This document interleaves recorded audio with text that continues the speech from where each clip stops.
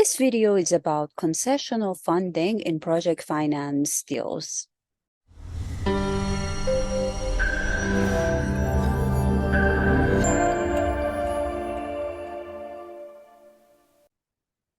Okay, so it's been a while that I wanted to prepare this video about concessional funding and grants in general. And I think the timing now is quite appropriate because, as you know, we are now in 2023. We are in an environment which is inflationary and we have high interest rate. So I think it's good to kind of explore some other cheaper sources of financing. So before we get into the heart of the topic, I want to make sure that we first understand exactly what's the importance of cost of capital in a project finance deal. And this graph here shows exactly what I mean. So we have this metric, which is called the project IRR, which is in red in the graph. This project IRR is a pure operational return. So it has no financing in it. It's like in your financial model, you put the debt to zero and then you get the IRR. And that should be, without any impact of financing, that's the project IRR. In simple term, it's just your revenue minus CapEx minus OpEx, okay? And all other operational adjustments that you need to include in this calculation. Then we have the cost of debt, which is basically the interest rate that, the investors, the developer can get in the market. And as you can see here, if we are in the left side of the chart, here is the normal, where the project finance basically works. You have a project IRR, okay, and you have the green one, the blue one is the cost of debt. If your cost of debt is less than your project IRR, then this means that this is just like the investors can get something out of this deal, right? And however, if you fall in the right side, and it is possible, in the right side of the graphic, you have your cost of debt, which is higher than your project IRR. Therefore, your equity IRR will be less than your project IRR. And this situation, it is not basically, it doesn't make sense to do a project finance because project finance is all about raising debt, which is cheaper than your equity, right?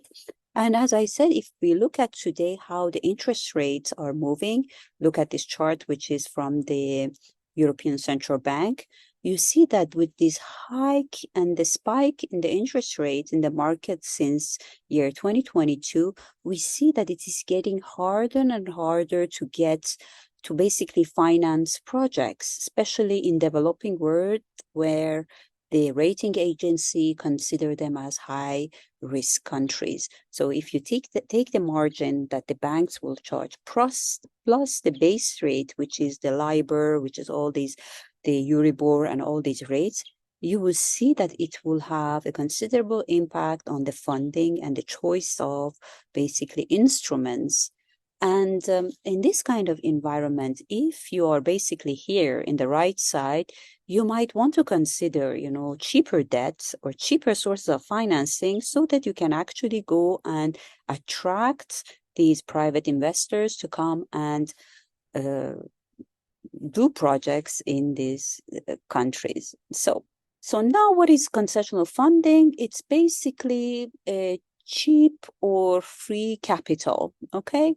And because it's cheap and it's cheap, it is basically scarce. So there's a lot of competition. So for this kind of funding that are available. So it is a highly competitive, application. And I will show you some examples in this video. One thing also you need to consider is that, the donor agencies, when they provide a grant, it is free, and we will see that the other type might not be free. However, most of the time it's conditional, right? So it is either the money needs to go to a certain channel, like to go for studies or to go and buy equipment from certain type of companies. Like if it is a US agency, you might want to buy the equipment, they might require you to buy your equipment from the US. So these kind of things that you need to be careful when you're reviewing the application to see whether you're eligible for this kind of, your project is eligible for this kind of financing. So in terms of type of concessional funding, we have two types.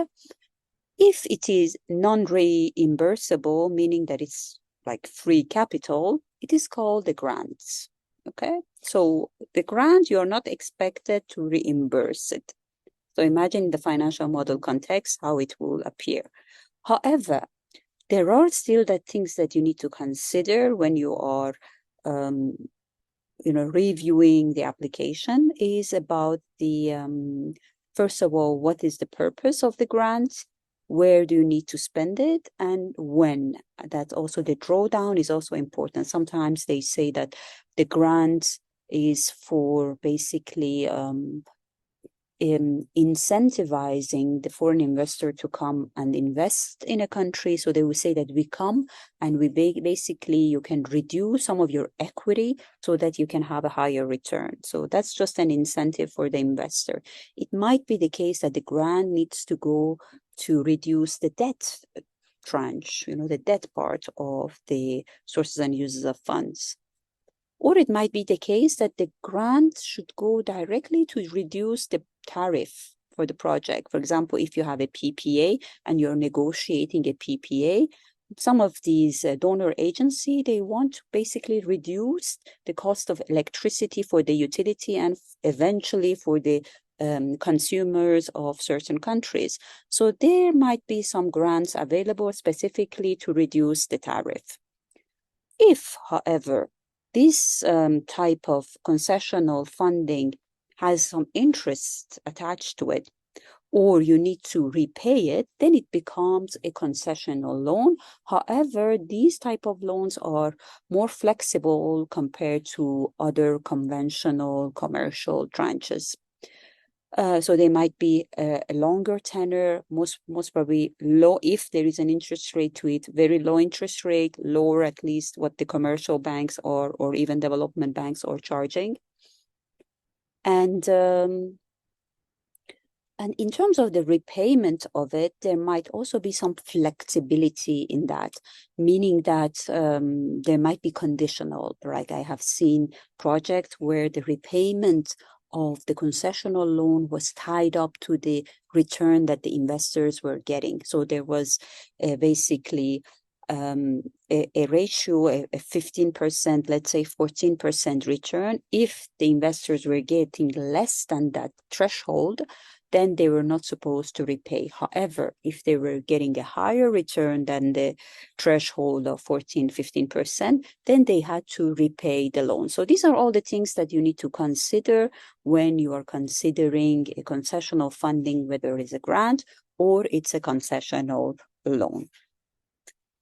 Okay, so as I said, you need to be very careful. As we said, it's a very competitive, kind of industry, this concessional loan. Everybody wants to get their hands on this concessional funding. So you need to basically be very careful when you're drafting your application for this kind of financing. And so you need to make sure that you have a very robust application. So the things that most of the time you need to include in your application, first of all, is the sources and uses of funds, which is basically saying that during the construction, these are the costs that you have to fund, and these are the sources that you have, right? So you have a commercial debt, you have a conventional debt, you have equity, you might have different type of equity, and you might consider, a grant or a concessional loan. And in your application, you need to basically highlight them. And another thing, which is very important in your analysis, in your application, you need to provide with and without the grants basically situation. And you need to basically prove that this project, if you get this grant, if you get this concessional loan, how it is going to improve the project. And these improvements, they need to be tailored to what these donor agencies are requiring. Okay, so you need to be very careful when reviewing the application, and you need to really understand what these donor agency are requiring. Why are they giving this kind of cheap capital to projects, and why you are eligible, right? So you need to be convincing and tailor your application towards the goal of these donor agencies. So where can you find? There are different basically development agencies, government agencies that can provide this kind of financing. You know, you can go and check African Development Bank, World Bank, and they all have, you know, these type of grant and concessional funds. I will show you one from the website.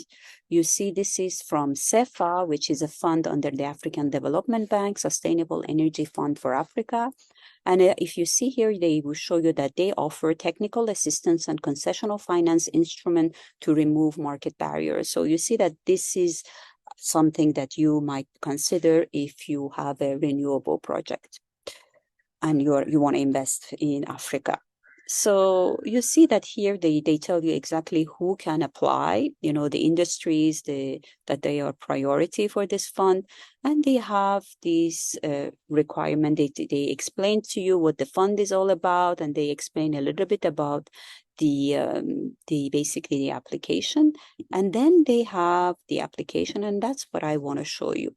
If we go over the application form that you need to submit if you want to apply for the CEFA, you will see that, you know, they, first of all, it's just typical. They ask for KYC. You know, you need to provide the information about your company, about, you know, what your background, a little bit about your company. And then you need to also provide some project summary. What is the project all about? And as you can see here, the funding requirement, that's where you put, you know, the amount of grants that you want to require, equity and debts, and all that. And then in terms of the, they have also some criteria for the their development impact analysis, because this type of agency, they need to prove to their board that this project is bringing some development impact, has some development impact. So they are asking for some metrics that you can just, you know, collect, and they might not come directly from the financial model. You can just, you know, extract them and have like one sheet even in your model to track all the development impacts of your project, like the taxes that will be collected, the number of local laborers that will be employed. And I have a template actually on my Eloquence channel on that. You can go and check it out. I will put the link. And then in terms of the investment readiness, they want to make sure that, you know, they want to know where you are in terms of the appraisal stage, whether you have purchased the land, whether you have done the feasibility studies, and whether you have done a financial model. So that's also one of the requirements. That's why I stress that you need to have a flexible financial model that can provide an analysis of with and without the grant, with and without the concessional financing. And in the next videos, I will also talk about how to integrate grants and concessional loans in a project finance model. Thank you, and I hope to see you in my next video. Bye.